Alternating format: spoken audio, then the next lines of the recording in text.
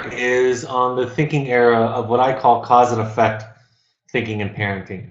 And I think in a lot of ways, as I've thought about this idea in this broadcast and in preparation for it, I think really the problem is in the simplicity of cause and effect, because I do think about, talk about, work on both of myself professionally, personally. I think about the impact we have on our children.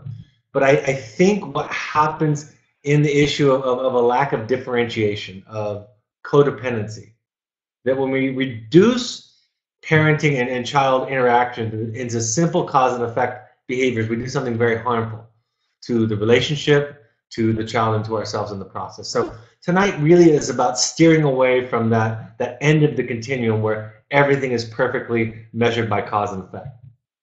And at the same time, I think that this idea, this concept, I think is important because it's one of the things that I think distinguishes the kind of thinking or sensibility that I teach in parenting work.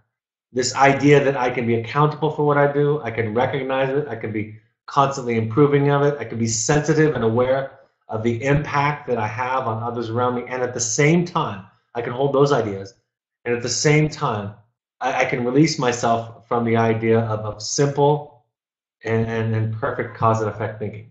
So with that preamble, let's get right into it. What is cause and effect thinking as it relates to parenting? It's the belief that good or healthy parenting guarantees healthy children and healthy choices by children, right? It's this idea that if I do it right, if I do it very well, then I am guaranteed to have the outcome that I want in my children. Just the very thinking reduces children to that of an object, right? Because objects don't have choices. Objects don't have agency. Objects can't react on their own to own that. You know, they're just the outcome that get acted upon. So the idea again here is that if we reduce it to that, you know, the idea in my book, if you know, the outcome of healthy parenting are not, it's not well-behaved children. The outcome of healthy parenting is clarity in the parenting, right? Awareness in the parenting, confidence, serenity. It's all of those things in parenting. I used to talk about this idea, in fact, that one early version of thinking about writing my book, I thought about calling it the coincidence of raising good kids. And this idea to kind of expand the idea that it's not a simple cause and effect is to say, you know, we have to give the children a lot of credit in this process too, right? Children can grow up and become healthy people in spite of our deficits. And I think about that with my own children at times. In spite of my limitations, my weaknesses, my mistakes, you can become a healthy, happy person living a rich life. And again, that releases them to their own sense of self. Even the thinking, this objective thinking, this objectification thinking, it leads to certain kind of behaviors in parenting that are harmful to the entire process. I used this analogy for years and years and years. In fact, I asked it recently at a parenting meeting outside of New York and New Jersey. I'm sure the people in New Jersey love to be considered outside of New York, but I was staying in New York, that's why I said that. But I was in New Jersey recently and I asked this question to the group, and I got the very similar answer that I've gotten over the years. I said, who's in charge of you getting a raise at work? You or your boss? And I said, how many people think that you're in charge? It's your responsibility to get a raise at work. And everybody in the room except for one person raised their hand at this point. Some people may not have voted, but everybody. And then I asked, how many of you think that it's your job's, your boss's responsibility for you to get a raise at work? And one person raised their hand. And of course, they told me right away they had already heard this analogy by me in a previous webinar. But the idea is this, and it makes so much sense. We know it to be true. We all can imagine, might even have an experience with this idea that you can be a fantastic employee and not get a raise. We know that's possible. Like I said, we might have even seen that. We also know that not very good employees can also get raises. Yes, it is a boss's job to recognize the workers that are doing a good job and in his or her employment. But ultimately, it's the boss's responsibility for raises, right? That's what makes them the boss. But we become, I think, so used to the idea that we control everything, right? We become so used to the idea that we have ultimate control. And then we have these children who come along to remind us that we don't, to remind us that we're not in charge of the universe, in charge of them. I would have students for years in my program, some of the more difficult ones, and I would say to some of them, thank you for reminding me that I'm not in control. It's a real gift, because sometimes I fall into this idea that I am in control because I'm incredibly manipulative at getting what I want from people as a therapist, as a father. But you're here to remind me that I'm not. There's an idea in systems theory about punctuation. Punctuation is this idea that we arbitrarily talk about a start and stop of a cycle, right? A cycle goes in circles, right? Each mutually reinforcing the other, feedback loops over and over. Punctuation says there's a start and stop. I did this, then you did this. That's arbitrary. And we punctuate to make sense out of things, to break cycles and systems down into smaller, more understandable parts. But they're not real. I'll talk about parenting through generations as we go along. Equal potentiality is the idea in systems theory, which was later adapted into family systems theory, that you can see the same outcome from very different beginnings. Inequal finality is that you can have similar beginnings with very different outcomes, right? We can all imagine a child who becomes a social worker, perhaps, to help abused children. And one might come to the job because they had a great childhood and saw others suffering. And one might have come to the job because they had a very abusive childhood and they wanted to offer the same kind of healing that they know that they needed in their life.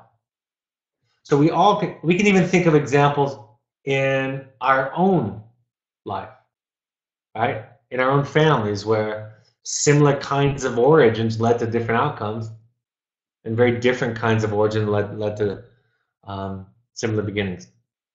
Family systems theory does not place a great deal of energy into discovering the etiology of problems. Right? It just talks about what is, not what caused it.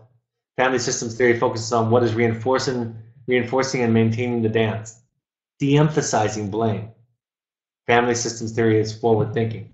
It takes a lot of the shame, the guilt, and that charge out of the equation, out of the assessment, out of the treatment, so that people don't become paralyzed by it.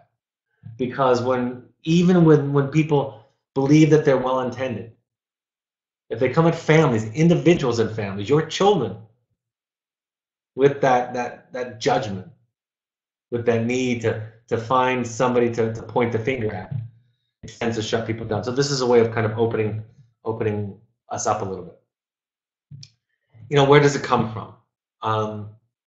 First of all, it comes very, very early. Very early in birth, in our lives, we are much more responsible for our children, for their serenity, well-being, safety. Of course, as they grow older, we become less and less responsible for that, right? More and more agency. Teenagers are wired to start to want to push away, to make their own choices, to rebel against the status quo, what's expected of them. So it comes because early on, there's kind of this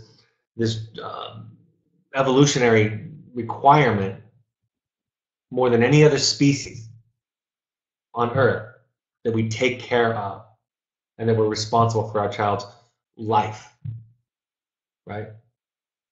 But later on, we become less and less responsible. And adjusting throughout the lifespan to that can be difficult for a lot of us. We can have a hard time transitioning, especially when our children struggle, as your children do, right? We find it more difficult. It's more frightening to let go. Healthy attachment requires a clear and distinct sense of self. on the functional mother's part. This is the language they use in attachment theory. On the functional mother's part, in order to see and distinguish the child and her needs, right? The greatest work that you can do, the greatest contribution that you can make to your child is the development of your healthy self. It becomes the foundation, the right starting point for all the other decisions. But because we're anxious, because we're worried, because our children give us good reasons to be anxious and worried sometimes, and we focus on fixing that which is outside of us first, we become preoccupied with that project. And we don't do that foundational work. Even when I was thinking about this the other day, when I wrote my book and I hired an editor, I needed to whittle it way down from basically 500 pages to the size that it is now, around 235 pages. And I hired a professional editor that my publisher recommended. And she came back to me and she said, you got to get to the point. Parents want advice about how to raise children, and you meander in the beginning with this idea about going to your own intensive and finding yourself in the process.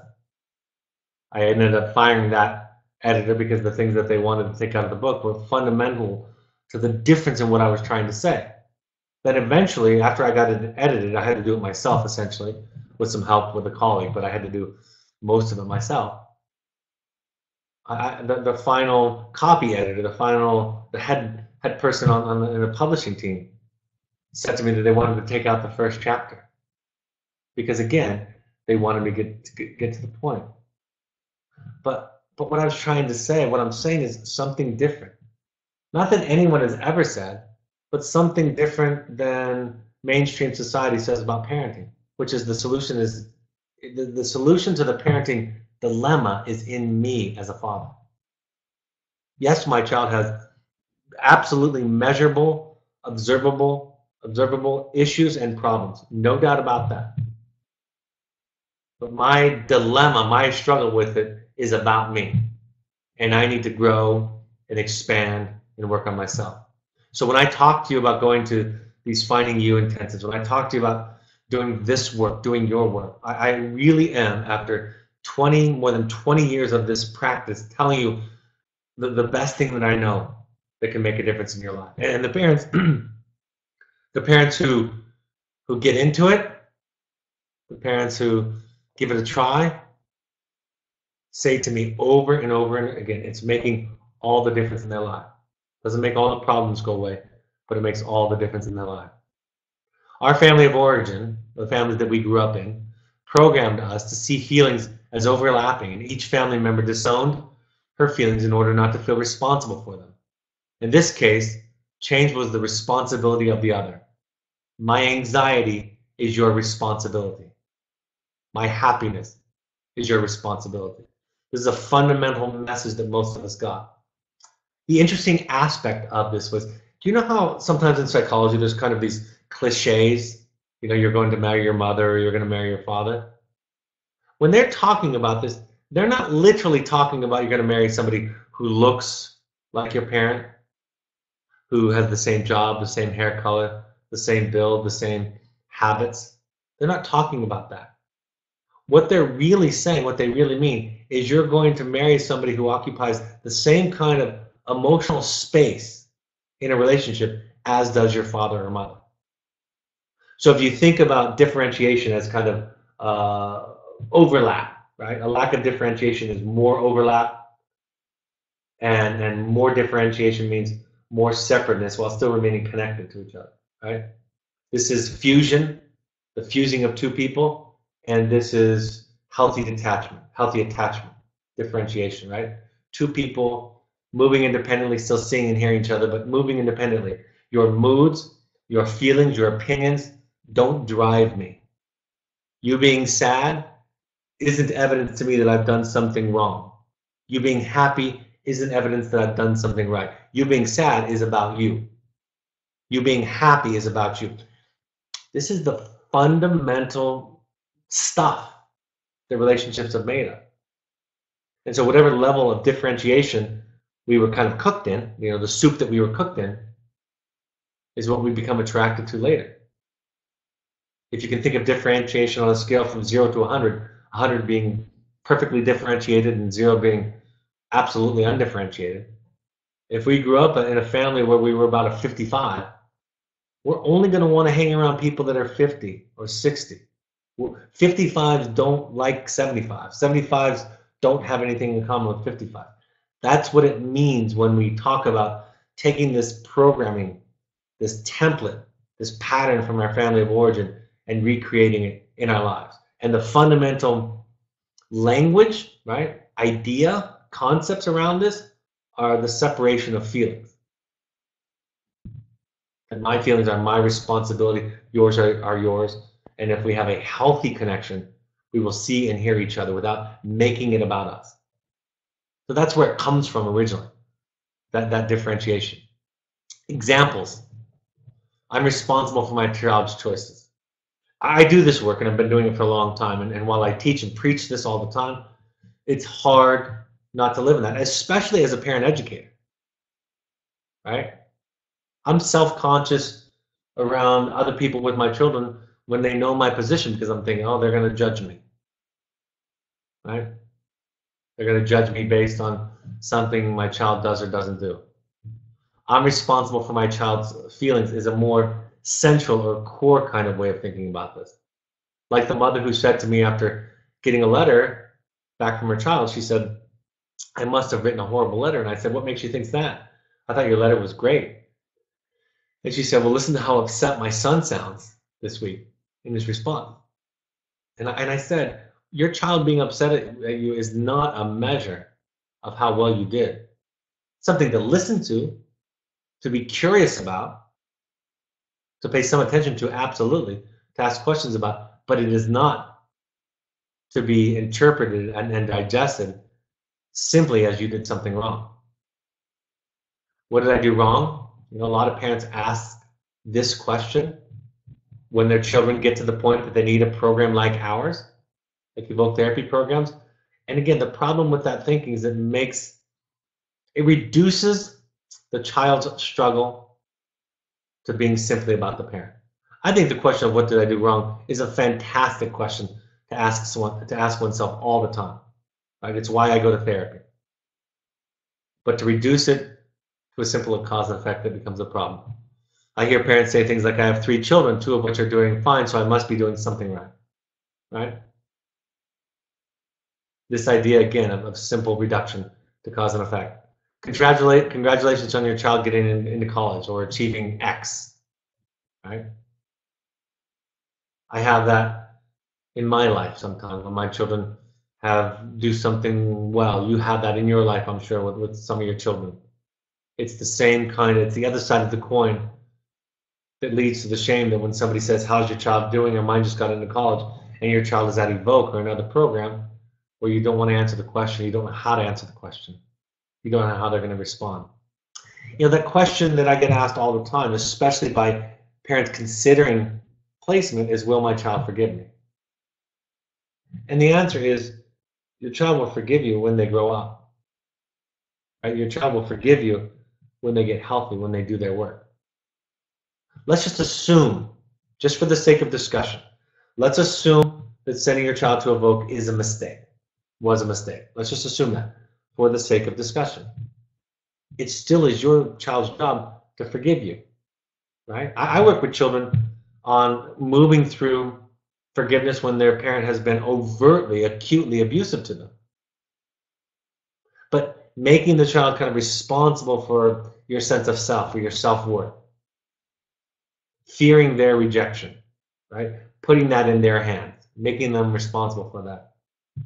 Turns them into not a human, but a mirror, where you're just simply looking at them to see a reflection of yourself and how well you're doing or how good you are. Or examples, if my child is happy, I am happy. That idea that we're only as happy as our least happy child. It's an adage that I think in our culture rarely gets questioned. I have mothers and fathers say to me, you don't understand. And I want to be clear. I have 4 children whom I love dearly, whom I love as much as I'm capable of loving. I love my 4 children. But if I make them responsible for my happiness, my well-being, my sense of serenity. If I shoulder them with that burden, they can't handle it. It's overwhelming. It does very little to nothing to contribute to healthy child development, and does the exact opposite. What did I do to make them upset? I made them upset. You know, that idea that it's simple language makes me feel, makes them kind of language that suggests this cause and effect. Absolutely, you have feelings, and absolutely they're valid, but it's the making you part of it that doesn't make sense. Not when we think about evolved or enlightened relationships. You make me happy, you make me mad, you make me worried, things like that. What can I do to make you happy? All the same kind of things. If you do X, I'll be happy or angry or sad, so stop doing it so I will feel Y, right? Stop doing drugs because I'm worried. Stop cutting on yourself because I'm scared. Right? I'll tell you how scared I am when you're doing some of those unhealthy or self-sabotaging things with the idea that now you're supposed to do something about that so I don't feel sad or scared. I hear parents say things like, my parents did it this way or did it a certain way, and I turned out fine. And that doesn't quite make sense, right? Because if your parents did it right, quote unquote right, then they raised a parent who's perfect, right? If it's cause and effect. And so it can't be your fault. I have so many parents over the years that will absolutely easily blame themselves for their child's struggle, but will not blame their parents for their struggle. They would take 100% responsibility for themselves, but not give that same kind of thinking, kind of process to the children. When if it's good for the goose, it's good for the gander, right? If your children can blame you for turning out horribly, if that's what the case is, then you've got to kind of blame your parents, right? Kind of pass it up the chain. And the fact of the matter is, my experience shows me that I think we're blind to some of our parents' weaknesses, deficits, right? There is in many of us an unspoken, unrealized, even consciously, obligation that we need to take care of our parents and feel a certain way toward them because they needed to feel that way. And then lastly, with regard to this particular dynamic about the parents, the grandparents, the children, this last idea is if your parents did everything so right so that you turned out okay, then you wouldn't be having some of the self-doubt, some of the confusion, right? You'd just be a healthy self. And really, what really happened for most of them is they made you feel responsible for their stuff, their feelings, their sense of pride, happiness, like I've been describing. And then when you had children, you didn't change the way you are. You brought to that what you are. And that's why you feel guilty for how your children turned out, because you as a human being are responsible for what other people think, feel, and do. Your parents taught you that. And you're just changing the characters in the play, in the performance. When people tell me how wonderful their parents are, I always take a breath and become a little concerned, right? Because no parent is perfect. And becoming a healthy self requires us, it really does require us to look at our childhood, the unique history of our childhood, as Alice Miller calls it. It requires us to look at it, to understand the pain, the deficits, the hurt, the messages, the misses, the dents. It really does. And especially when I have somebody tell me over and over again how wonderful their parents are, that's when I become concerned that they've been enlisted in this family message idea that parents have to be good. And to be good, they have to be thought to be good by everybody, especially the children. How did this come up kind of in our communication with our children?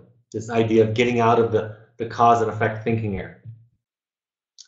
We learn to respond to what our children feel, not with solutions, explanations, or defenses, When we do this, we're implicitly suggesting that the feelings are our responsibility or about us, right? When we explain ourselves, when somebody says to you, Mom and Dad, I'm frustrated that you're making me go to aftercare, after Evoke, just to use a generic example.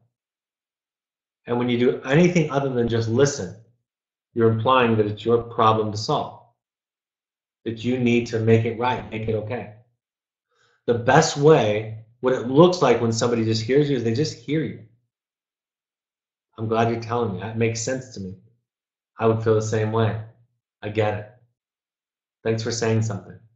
I like this better than the way we used to talk. And I'm going to try to do a better job of listening. You try to wipe your mind clean, ideally, and hear what the other person is saying as if you have no other information. I used to say it this way, that when my wife was sharing some upset feeling about me, I would pretend that she was talking about some other idiot husband. And while I was being a little bit tongue-in-cheek about that, it is sort of a practice, right? Because then I can just hear you. But most of us are preparing for an explanation, kind of our defense. That's not connecting. Reacting is not connecting. And I think most of us, we even feel, I've heard people say this in my personal life as well as professional, that that lack of reaction is a sign to them of disconnection. And in a way, that's because that's the only way that we know that love exists, right? That's the family we grew up in, where people were reactive and argumentative and people had to be right. And they got their buttons pushed and triggers flipped versus just hearing, seeing, understanding. Learn to pause, right? I always say there needs to be a pause before you respond with anything other than listening. Sometimes it's 5 seconds, 5 minutes, 5 hours, 5 days, 5 years. There needs to be a time in there.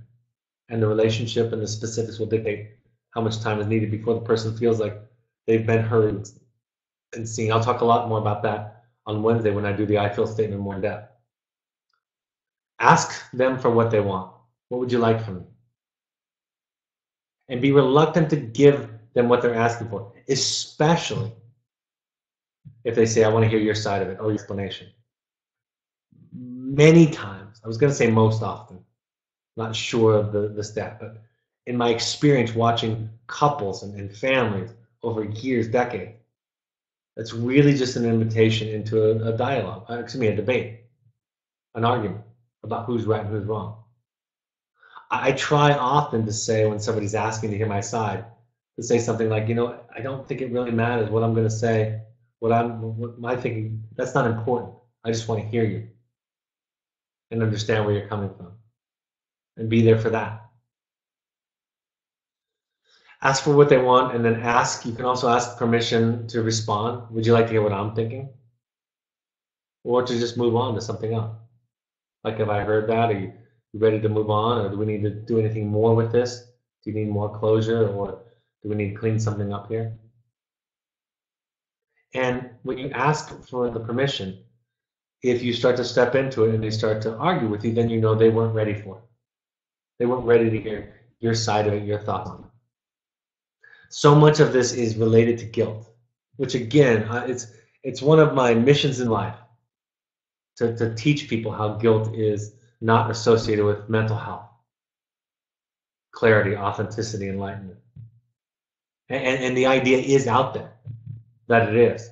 Brene Brown's several million, I don't know how many millions of hits or watches she has on her first famous YouTube video. She says out loud, shame is associated with mental illness and addiction, and guilt is associated with mental health. She says that. It's not true. Not at all. It's more subtle, perhaps, and less dramatic, but it's a similar beast. So we work on letting go of guilt. We work on letting go of guilt so that we can be more loving, compassionate, honest, authentic, present, differentiated people. Guilt is a little trigger that I've done something to hurt you. Well, everybody here on this webinar can think of something that's the right thing to do in a relationship in their lives where they might hurt somebody's feeling.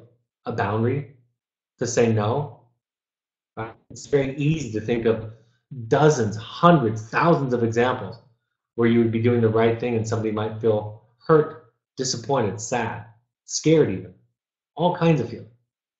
I used to give the example that my mother wants me to join her faith, her religion. And she worries about me in the same way you would describe worrying about a child doing drugs. Like she's worried that I'm not going to be okay, that I might not make it to heaven, right? She prays for me. She has her church pray for me, and I'm not going to do it even though it upsets her. But I wouldn't do that. Wouldn't want my children to do that for me, to give up an important part of themselves so that I was happy.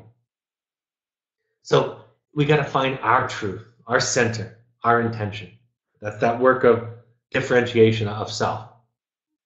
Understand the need to feel guilt and do the right thing anyway. That a lot of times we're going to need to learn to tolerate our guilt. Self-care often has us do battle with our guilt.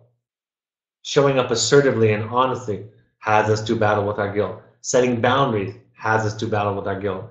Guilt will persist for some time after you decide to do the right things in life. You have to have been programmed to be responsible, to feel responsible for other people's feelings. That's where it comes from. Learning to take back the responsibility, in Al-Anon they say, for our own serenity. I add to that list our own self-esteem, our own happiness, our anxiety, our feelings. Even if your kid is making a great case for you being an anxious parent, right? They're doing things that every parent would feel. It still becomes your job to manage that, not theirs. That's not what recovery and healing is about for a child. Is changing what you're doing, how you're living, so that your parents feel better. This work allows you more clearly, accurately to see your child and her needs, to hear them. It often requires dealing with some of the baggage, the ways of thinking from childhood. I talk about the idea of enlightened parenting. Enlightened parenting is full of love for self and others.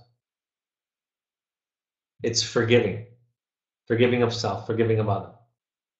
It's not laced with guilt, or the person learns to do battle to tolerate it, to do that heroic work. It's painful, absolutely, at times.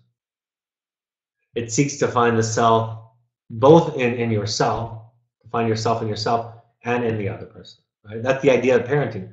The shift from producing outcomes. Right? We talked about that when we talked about Madeline Levine's book of The Price of Privilege. Right? We talked about when I talked about the suicide epidemic in our culture with young people. Right? We're not raising outcomes, successful children that are accomplishing things. We're trying to raise healthy selves, which is messy and hard. And it's not always going to be reinforced by the culture. It's not going to be reinforced by our own childhood and teachings. I love this little cartoon I have in the book, where from Savage Chickens by Doug Savage, where it talks about the 3 stages of self-awareness. In frame number 1, it says one chicken saying to another one, "You're an idiot," and chicken number 2 is saying, "No, I'm not." And in 2, it says, "You're an idiot," and chicken number 2 is saying, "Yes, I am." And then in 3, chicken number 2 is just saying, "I'm an idiot," right? It's this way of just saying, I'm human. I struggle. I make mistakes. I'm not beating myself up over it. This isn't self-deprecating humor. It's just that's the most enlightened place to be. Think about it. The people that our culture and our history books have told us they're enlightened, they will talk about their deficits, their limitations, their humanness more. People that aren't enlightened want to tell you about how great they are all the time. And it's a continuum, but you'll recognize that in some of our culture today also. Lessons from Al-Anon and others. The 3 C's in Al-Anons are that you didn't you didn't cause it in terms of the alcoholism in your family. You can't control it, and you can't cure it. Right? And I want to be very clear, because this can be misunderstood. Remember this. Somebody who is in Al-Anon, who has dropped the baggage that they caused it or control it or can cure it, that same person is working their tail off on self-improvement, on becoming more courageous, authentic, aware, honest, assertive. So this letting go of the cause and effect doesn't lead to abdication of responsibilities, right? Laissez-faire, I'm not going to do anything since it's not my fault.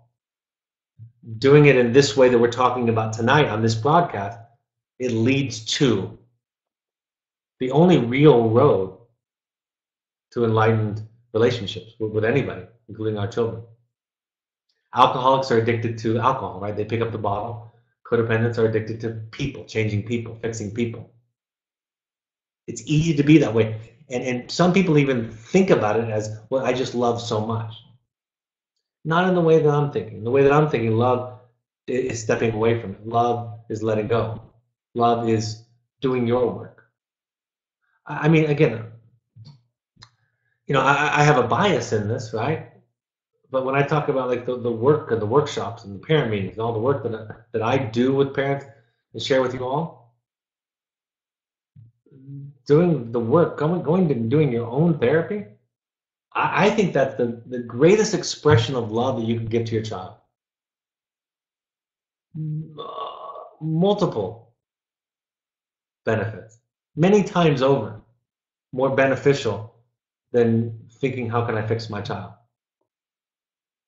One of the slogans in Al-Anon is, take me out of the blame and all you get is blah, blah, blah. Einstein said, listen not to criticisms or accolades, both take you off your path. In the Four Agreements, they talk about one of the agreements being basically what you think about me is none of my business. Right? It's not about me. Accept that you did the best you could with what you had at the time, but it no longer needs to be that way, and to forgive yourself. Right? It's holding on that dialectic that I share in my book that was shared with me, which is you're at all times doing the best you can, and at all times you can do better. When we learn to embrace kind of that middle path, that duality, we live in this healthier, more enlightened way. You cannot control the wind. You cannot control others. You can't stop your husband from drinking, your wife from drinking, your child from cutting. You can't do that. You can't control the wind, but you can set your sails. You can set how you respond to it in the work that you do. So what are the take-home messages? Listen. Listening is a great sign that you're doing this work. Really deeply listen. Narcissists can't listen. Narcissistically wounded people who haven't done their work can't listen. Reprogram. It's a new way to live, but keep trying. Anything I say sounds hopeful or different, look at it. Consider doing your own work. Come to our intensives. Go to somebody else's intensive. Get your own therapist. Right? Make yourself the project. Practice skills, because the skills can sometimes lead you to the change. Right? It's like the George Orwell quote.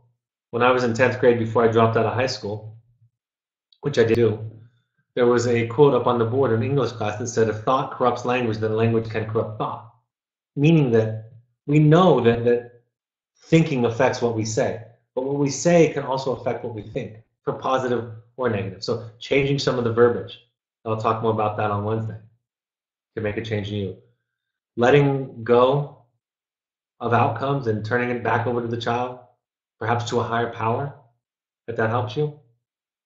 Instead of course, pretending to be a higher power. One of my friends who's in recovery says, the biggest difference between me and God is God never thinks he's me. So it's letting go of that idea that I have to do everything, get everything right, because maybe I grew up in a home where I had to be hyper vigilant like that for it to be okay.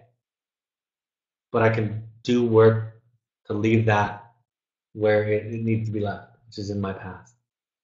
Creating a new differentiated self allows for intimacy and connection, right? I want to be as clear as I can with this because I've said this in previous broadcasts, it's in my book, that people ask all the time, but what about connection? What about connection? You're always talking about healthy detachment. A healthy self is the first ingredient, in fact, the first necessary ingredient in a relationship. If a self is underdeveloped, intimacy by definition is impossible. Because intimacy has to consist of two separate selves. So that's the work, that's the starting point. To me, the work of self is the work of intimacy. But again, in our culture, we think that we can do self through relationships, right? We spend time with other people. We get married early. We go from relationship to relationship. We do all of that instead of working on ourselves.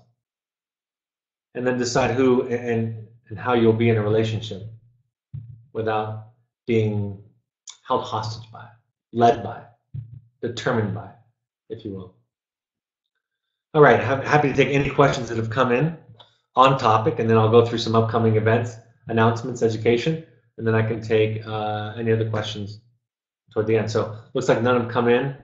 Let me go over some announcements, then I'll take some at the end again. You can write them to Alex and pass them along if you like.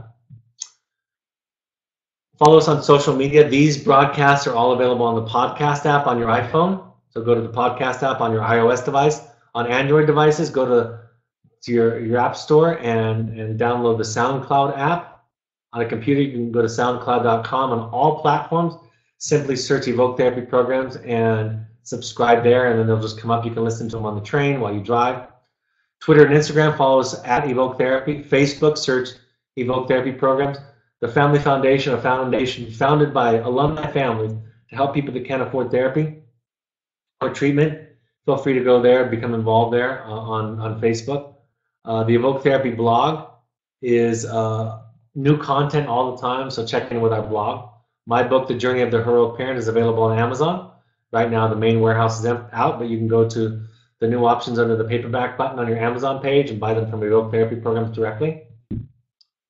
If you would like to do an intensive, we still have a spot left. I strongly encourage you to attend one of our Finding You intensives. The next one is June 6th. There's still a spot left if you can make it. June 6th through 10th. Following that will be July 18th through 22nd. We're going to be doing a Finding You 2 that is filling up.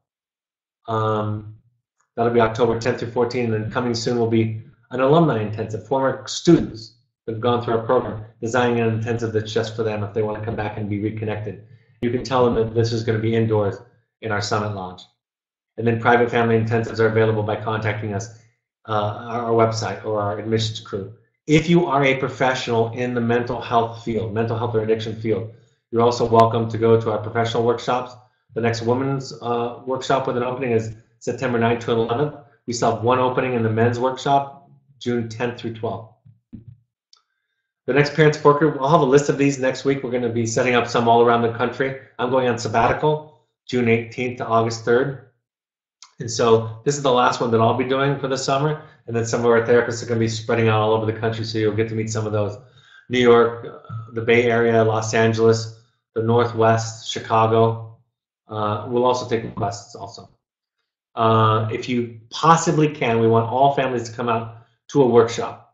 Our next workshop is June 23rd through 24th. It's a 2-day workshop, multifamily, experiential, psychoeducation. You can combine that, the timing of that, with a visit to your child if your Evoke therapist says that it's the right time. Pursuits trips are adventure trips for young adults and families. Think of Sober Fun or Therapy Light. Happy to take any live questions that have come up. My father held me 100% responsible for his feelings and hates my boundaries. I'm 53 and have done much grieving work and acceptance of him. I've chosen not to have contact with him. I question myself about that and wonder, should I get past this? First of all, make sure when you post the questions, Alex, that you don't put the person's name in there so that it can be anonymous. I'm 53 and have done much work and acceptance of him. I've chosen not to have contact with him. I question myself a lot about that and wonder if I should get past this. You know, sometimes not talking to a father is the right thing to do. You know, there are relationships in my life that I have moved on from. And I've even had people in my life say, well, you're a therapist. And what they don't understand is sometimes self-care is no. Sometimes no is a full sentence. Sometimes no is, I'm not going to do this anymore. And I can tell you that I have set very similar boundaries with many people in my life, my family of origin. And some people have responded and rallied around those boundaries that I set, which I think are healthy boundaries, and come back and said, I can love you and support you in what you're doing. And some people have said, I don't know what you're talking about. And if the behavior is still unacceptable, I have this idea that we earn the time right? People earn the time that my time by the way that they treat me, right? I don't believe in, I don't think it's necessarily healthy or enlightened that I owe an obligation to hang around somebody, even my father or mother, if they have been abusive and continue to be abusive and not respect my boundaries. It's okay to set that boundary. So I wouldn't tell you not to, I wouldn't tell you to do it. I can tell you that sometimes it's a very, very healthy thing to do. And I don't have the idea that any of us have. I wouldn't want my children to, I would not want my children to allow me in their life if what I was doing was hurting them, was causing a wound, was not respecting them and who they are. I would never want them to just have me in their life out of obligation because I wanted it. So that's my thought.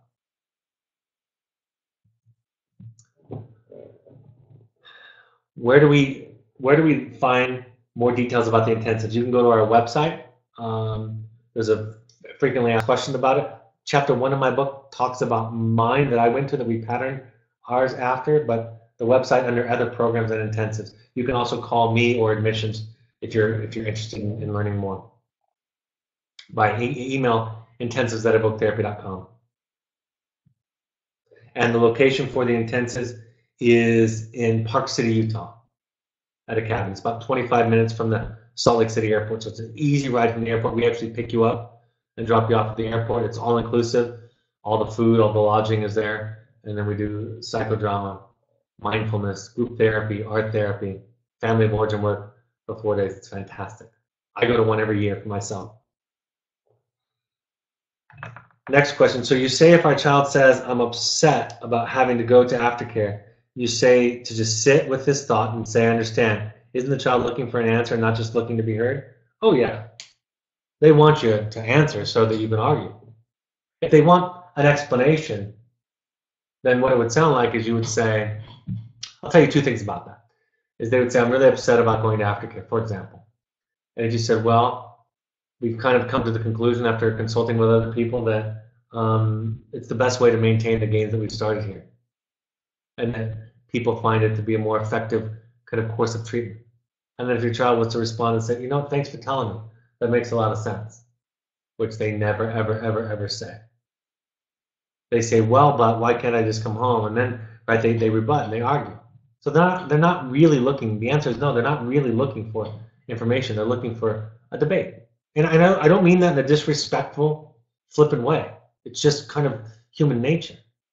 I've shared this example many times, haven't shared it lately, but the idea is that I've shared that I've said to clients, let's say that they want to have a phone call with their parent. And I've said to clients, I'll tell you what, I'll give you a pound of M&Ms, right? That's the reward system out there. If they do something special, they get one or two in a couple of months period. One usually is the most that they'd ever get. But I did this experiment a couple of times. Think about a pound of M&Ms being the equivalent of about $10,000 in currency for you. I've said to them, I'll give you a pound of M&Ms if you can tell me why I wouldn't let you call your mom, or why I wouldn't let you come home, or why your parents wouldn't let you come home, or why I'm recommending that you not go home after this. Before I can finish the sentence, the child has given me a perfect essay, outline of why it would be not helpful to call their parents or why it would be recommended that they go to aftercare. They know why. They're not looking for data. They think they are, but they're really looking for a debate. So you can try giving the answer, but if they come back and rebuttal, you know they're not looking for the answer. Really what they're saying is, I don't like this. I don't like what you're saying and doing. I'm upset about it. I don't want it. Another says, the message of Al-Anon is tricky as a parent to a child because while you want the child to begin to own and think independently, you also want to encourage and support. This is hard to do and it feels like I'm stepping down as a parent. I cannot tell you how glad I am that you wrote that. I cannot tell you that. And I will tell you this as honestly and sincerely and empathically as I can. It is hard work. That I absolutely know and agree with and struggle with it myself. It is different, and you can do it with little children. I have children right now, as of May 28th, 2018, that are ages 10, 16, 23, and 25. And I see the principles with my youngest. I remember thinking about the Al-Anon principles when my children were 2 and 3 and 4. It's subtle, but it's ubiquitous. It's everywhere. The simple example, I remember coming home after a business trip with one of my young children. And my young child was upset that I'd been gone, like a child might feel. And so she said to me, she ran in the laundry room, she ran away from me. And the babysitter who was there said, "Don't run away from your father, come and give him a hug." And I said, "No, that's not how we do it in our family. She's allowed to feel this way. I can see her. She wasn't being disrespectful, she was being hurt." I remember when my son was 5, and he said to me, he said, "Captain Hook," when we were watching Disney's Peter Pan, "Captain Hook isn't mad, Dad, he's just sad, isn't he?" Right? He was starting to learn about emotional awareness. My little daughter says to me, our Rottweiler who passed away a couple of years ago, lovely, lovely, lovely dog, loved him. His name was Coda. And she would say, "Can't Coda get on the couch?" And I would say, "I know it's horrible, isn't it, that he can't get on the couch?" And then she would say, "Oh, so he can?" And I'd say, "No, but it makes sense. It's a bummer." Right? So I will tell you, it's of course it's different. Of course the decisions are different. It's different than a spouse, but it's more similar than you think. And being an Al-Anoner, right, recovering from codependency, it really does show up in dozens and dozens of ways in every relationship. So I empathize with you. One parent says, "Thank you so much. It's all about self-care for me." I think so. Another parent says, "We're planning on a field visit June 6th in Bend. I'd love to go to the Finding You. Could I come a day late?" Unfortunately, you can't. I wish you could. It's kind of, everybody has to arrive. It's kind of a group process. So maybe another one. All right. I think that's all for this evening. Last question. To the end. The next one will be on, you're very welcome. The next one will be on the I feel statement and effective communication, kind of building off of this. I'll go more in depth to it. It's Wednesday, May 30th. This Wednesday at 7 p.m. Mountain Time. Have a great couple of days. Thank you for and behalf of your children for the work that you do to show up to these, to try, to be open, to learn. It's in my opinion, that's what love is. It's that willingness, courage to expand yourself. Take care, folks. I'll talk to you in 2 days. Bye-bye.